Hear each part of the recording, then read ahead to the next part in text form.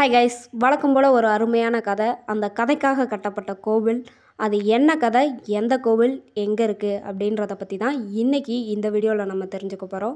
வாங்க வீடியோக்குள்ளே போகலாம். முதல்ல கதை என்ன அப்படின்னு தெரிஞ்சுக்கலாம். முன்னாடி ஒரு காலத்தில் பரசுராமர் அப்படின்னு ஒருத்தர் இருந்தார். மகாபாரதம் பார்த்த எல்லாருக்குமே பரசுராமரை பற்றி நல்லா தெரிஞ்சிருக்கும். ஒரு நாள் பரசுராமரோட அப்பாவுக்கும் அம்மாவுக்கும் சண்டை வருது. அந்த சண்டையில் கோவத்தில் பரசுராமரோட அப்பா, பரசுராமா அம்மாவோட தலையை வெட்டிரு அப்படின்னு சொல்கிறாரு. பரசுராமரோட அப்பா இப்படி சொன்னதும் அப்பாவோட பேச்சை மீறக்கூடாது அப்படின்னு சொல்லி பரசுராமர் அம்மாவோட தலையை வெட்டிடுறாரு. வெட்டி முடிச்சதுக்கு அப்புறமா அப்பா கிட்ட போய் எனக்கு அம்மா வேணும், அம்மாவை உயிர்ப்பிச்சு தாங்க அப்படின்னு சொல்லி வரம் கேட்குறாரு. பரசுராமர் இப்படி கேட்டதுக்கு அப்புறமா தான் பரசுராமரோட அப்பாவுக்கு புரியுது தான் பண்ணது எவ்வளோ பெரிய தப்புன்னு. அதுக்கப்புறமா பரசுராமரோட அம்மாவுக்கு பரசுராமரோட அப்பா உயிர் வர வைக்கிறாரு. என்னதான் பரசுராமரோட அப்பா பரசுராமரோட அம்மாவுக்கு உயிர் வர வச்சிருந்தாலும் தாயை கொன்ன பாவம் தானே, அந்த பாவம் பரசுராமரை வந்து சேருது.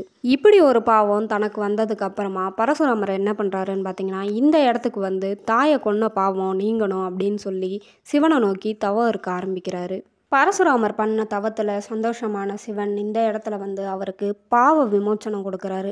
அதுக்கப்புறமா அவங்க அப்பா இதே இடத்துல வந்து நான் பண்ணது பெரிய தப்பு தான், என்னை மன்னிச்சிருங்க அப்படின்னு சொல்லி சிவனை நோக்கி தவம் இருந்து சிவன்கிட்ட இருந்து பாவ விமோச்சனம் வாங்குறாரு. அதுக்கப்புறம் இந்த இடத்துல ஒரு லிங்கம் உருவாகுது. அந்த லிங்கத்தை மகாலட்சுமி வந்து பூஜை பண்ணி சாமி கும்பிட்டு போகிறாங்க. வருஷம் ரொம்ப கடந்து போகுது. அந்த லிங்கம் மண்ணுக்குள்ளே மறைஞ்சு போயிடுது.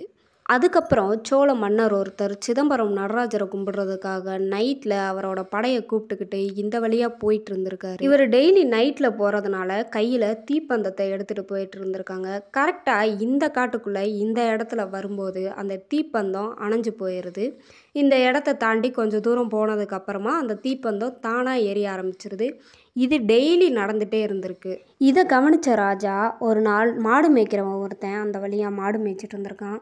அவன்கிட்ட போய் டெய்லி நாங்கள் இந்த வழியாக வர்றோம், இந்த மாதிரி நடக்குது, இந்த இடத்துல என்ன இருக்குது அப்படின்னு கேட்குறாரு. அதுக்கு அந்த மாடு மேய்க்கிறவன் இந்த இடத்துல என்ன இருக்குதுன்னு எனக்கு தெரியல, ஆனால் என்னோடய மாடு எல்லாம் ஒரு இடத்துல போய் தானாக பால் கறக்கும் அப்படின்னு சொல்கிறான். ராஜா அந்த இடத்துக்கு போகிறாரு. ராஜா அந்த இடத்துக்கு போனதுக்கப்புறமா அந்த இடத்த தோண்ட சொல்கிறாரு. வீரர்களும் தோன்றுறாங்க. தோன்றப்போ அந்த இடத்துல இருந்து ரத்தமாக வெளியே வருது. இதை பார்த்ததும் ராஜாவுக்கு ஒரு ஷாக்கு. இருந்தாலும் பரவாயில்ல அப்படின்னு சொல்லிட்டு மறுபடியும் ஆழமாக தோண்ட சொல்கிறாரு. இன்னும் ஆழமாக தோன்றாங்க. மறைஞ்சு போச்சு இல்லையா ஒரு லிங்கம், அந்த லிங்கம் வெளியே வருது. அந்த லிங்கத்தில் இருந்து தான் ரத்தம் வருது.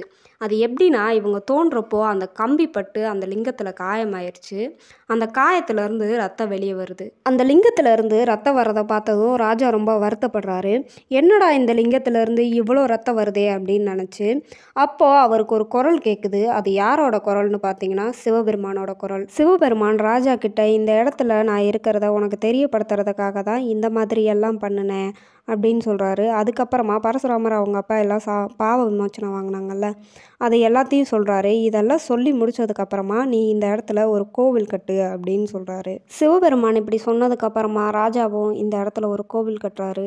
அது எந்த கோவில், அது எங்கே இருக்குது அப்படின்றத பற்றி இப்போ நம்ம தெரிஞ்சுக்கலாம். இந்த கோவில் வந்து எங்கே இருக்குதுன்னு பார்த்தீங்கன்னா தமிழ்நாட்டில் இருக்கிற நாகப்பட்டினம் மாவட்டத்தில் இருக்கிற திருநின்றையூர் அப்படின்ற ஒரு இடத்துல தான் இருக்குது. இந்த கோவிலோட பேர் என்ன அப்படின்னு பார்த்தீங்கன்னா மகாலட்சுமீஸ்வரர் கோவில். அது என்ன மகாலட்சுமீஸ்வரர் கோவில் அப்படின்னா மகாலட்சுமியே வந்து பூஜை பண்ணிட்டு போனதுனால மகாலட்சுமீஸ்வரர் கோவில். இதோட இந்த வீடியோவை நான் முடிச்சுக்கிறேன். இந்த வீடியோ பிடிச்சிருந்துச்சுன்னா லைக் பண்ணுங்கள். இந்த மாதிரி வீடியோ பார்க்குற உங்கள் ஃப்ரெண்ட்ஸ் அண்ட் ஃபேமிலிக்கு இதை ஷேர் பண்ணுங்கள். இந்த மாதிரி நிறைய விஷயம் தெரிஞ்சுக்க நம்ம சேனலை சப்ஸ்கிரைப் பண்ணி வச்சுக்கோங்க. அடுத்த வீடியோவில் நான் உங்களை பார்க்குறேன்.